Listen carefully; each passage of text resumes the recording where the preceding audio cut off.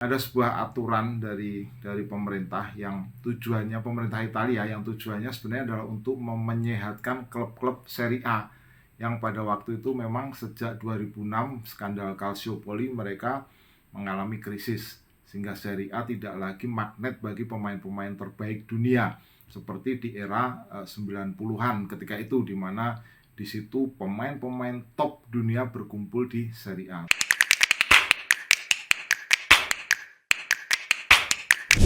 Salam pemirsa, ketemu lagi di Titis Corner. Dan kalau Anda menyaksikan pertandingan AC Milan dini hari tadi melawan Salernitana di Serie A Liga Italia, Anda akan menemukan sebuah fakta menarik di mana menurut La Gazzetta dello Sport, untuk pertama kalinya sepanjang sejarah AC Milan tidak memasang satupun pemain asal Italia di line up inti mereka, di starting 11 mereka. Jadi tidak ada satupun pemain Italia, padahal mereka memiliki Davide Calabria, kemudian Florenzi, kemudian Sandro Tonali, kemudian Matteo Gabbia, tetapi mereka tidak memasang satupun pemain Italia. Jadi kalau kita lihat line up di Milan, posisi kiper Mike Nyan itu dari Prancis, kemudian di posisi back tengah ini Malik Thiaw, Jerman, kemudian di kiri Tomori, back tengah kiri Tomori,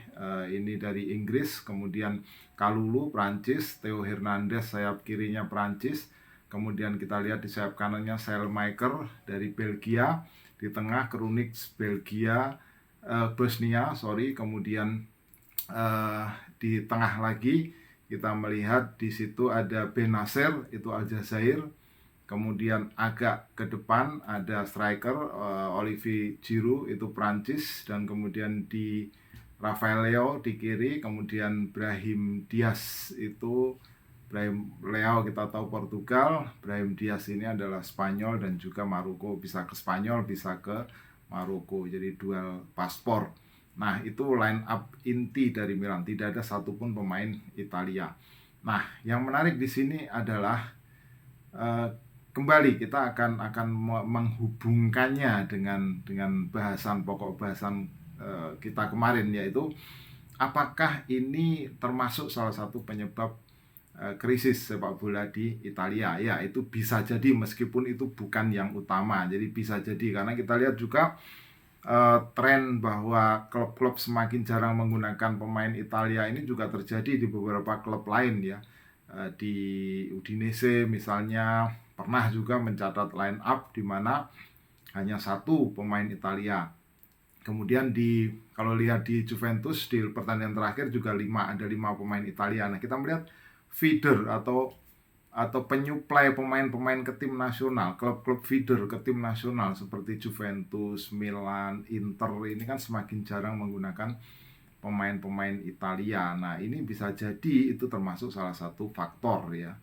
Meskipun itu bukan faktor dominan, tetapi itu menjadi salah satu faktor. Nah, mengapa hal seperti itu bisa terjadi? Mengapa semakin sedikit pemain Italia di klub-klub besar, semakin banyak pemain-pemain asing? Nah, ini tidak lepas dari ada sebuah aturan dari pemerintah yang tujuannya, pemerintah Italia yang tujuannya sebenarnya adalah untuk menyehatkan klub-klub Serie A yang pada waktu itu memang sejak 2006 skandal Calciopoli mereka mengalami krisis, sehingga Serie A tidak lagi magnet bagi pemain-pemain terbaik dunia seperti di era 90-an ketika itu, di mana di situ pemain-pemain top dunia berkumpul di Serie A. Tapi setelah itu Serie A memudar. Nah, pemerintah Italia kemudian mengeluarkan apa yang disebut dengan growth decree atau dekret pertumbuhan pada Agustus 2019. Nah, tujuannya apa? Tujuannya adalah untuk membangkitkan klub-klub di Serie A, karena sebelumnya mereka juga gagal lolos ke Piala Dunia Rusia 2018 dan 2010 2014 itu mereka gagal di putaran grup. Jadi memang seperti seakan-akan sebuah krisis bagi sepak bola Italia. Sehingga pada Agustus 2019 itu muncullah dekret tumbuhan atau growth decree itu tadi. Nah, apa isi dari dekret itu? Nah, isinya adalah ada pemotongan pajak sebesar 50% pendapatan. Jadi misalnya satu pemain, taruhlah misalnya Zlatan Ibrahimovic, dia mendapatkan gaji 7 juta euro. Nah, 50% pendapatannya itu tidak kena pajak. Artinya 3,5 juta euro tidak kena pajak.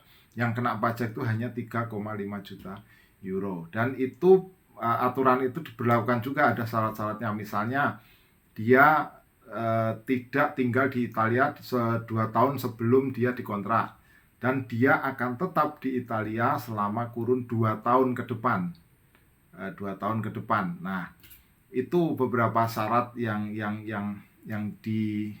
diberlakukan ya untuk aturan growth degree ini. Nah, aturan ini membuat ditujukan untuk membuat keuangan klub ini bisa lebih sehat, sehingga mereka tidak perlu membayar pajak lebih banyak untuk pemain-pemain asing, pemain-pemain bintang dari luar Italia. Nah, itulah yang membuat mereka kemudian semakin banyak mendatangkan pemain-pemain dari luar ke Italia, karena ada potongan pajak itu tadi. Bahkan ada sebuah ulasan, misalnya satu contoh, Milan itu dia bisa hemat sampai 21 juta euro dalam satu season untuk urusan pajak saja.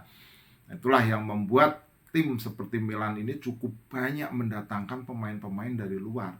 Dan pemain-pemain dari Italia semakin jarang mendapatkan tempat. Kalau kita lihat di posisi line up utama mungkin hanya Sandro Tonali saja, dan dini hari tadi Sandro Tonali diistirahatkan karena memang dia selalu menjadi pemain utama sejak awal tahun ini. Nah, itulah jadi dasar atau basis growth degree ini atau degree pertumbuhan ini tujuannya untuk menghidupkan klub. Tetapi yang terjadi kemudian ada efek sampingnya. Efek sampingnya apa? Efek sampingnya adalah terlalu banyak pemain dari luar yang menimbulkan kesempatan atau menipiskan kesempatan bagi para pemain Italia untuk bisa tumbuh berkembang di Serie A. Meskipun tidak hanya faktor itu, ya bisa jadi karena faktor pilihan pelatih juga. Tetapi banyak analisa menyebutkan bahwa dekrit pertumbuhan itu salah satunya membuat pemain-pemain Italia menjadi tersisihkan oleh pemain-pemain asing, sehingga kemudian dilakukanlah amandemen terhadap dekrit tersebut. Ada perubahan atau amandemen di mana hanya pemain di atas usia 20 tahun yang mendapatkan perlakuan dari dekret tersebut, dan tidak untuk gaji di bawah 1 juta euro ya. Tujuannya jelas supaya pemain asingnya itu lebih banyak pemain-pemain yang sudah matang. Jadi bukan pemain yang di bawah usia 20 tahun, pemain-pemain muda yang justru akan mendapatkan kesempatan tumbuh di Italia. Nah, pemain di bawah usia 20 tahun ini diharapkan adalah bibit-bibit muda dari Italia. Nah, itu amandemen itu diberlakukan pada Mei 2022. Tujuannya seperti itu tadi, supaya bakat-bakat muda dari Italia ini mulai tumbuh. Nah, kita lihat ya, apa yang kita bahas saat ini nyambung dengan pembahasan tentang minimnya striker asal Italia ya. Kemudian back-back Italia juga semakin banyak yang sudah cukup tua, tetapi sulit sekali untuk bisa mendapatkan pemain-pemain muda.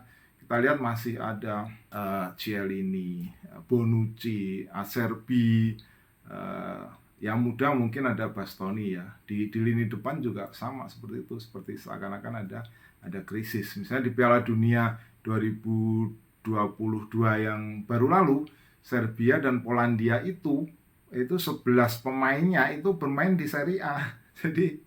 Jadi seakan-akan ada vlog ya, ada limpahan pemain asing ke Serie A, dan pemain-pemain Italia justru semakin jarang mendapatkan kesempatan. Tapi ada analisa lain juga yang menyebutkan bahwa problem Italia tidak hanya dekrit pertumbuhan itu, bisa juga karena memang klub-klub Italia masih menggunakan stadion lama, tidak ada stadion baru sehingga pendapatan mereka berkurang, atau faktor kelanjutan dari pengaturan skor, misalnya dari skandal lama seperti itu, yang banyak yang menyebut bahwa itu masih ada. Nah, tapi itu hanya analisa samping ya. Nah, yang pasti adalah masih ada problem di sepak bola Italia. Itu saja mungkin pembahasan kita. Silahkan jika Anda punya komentar, tulis di kolom komentar. Kita ketemu dalam pembahasan berikutnya. Salam.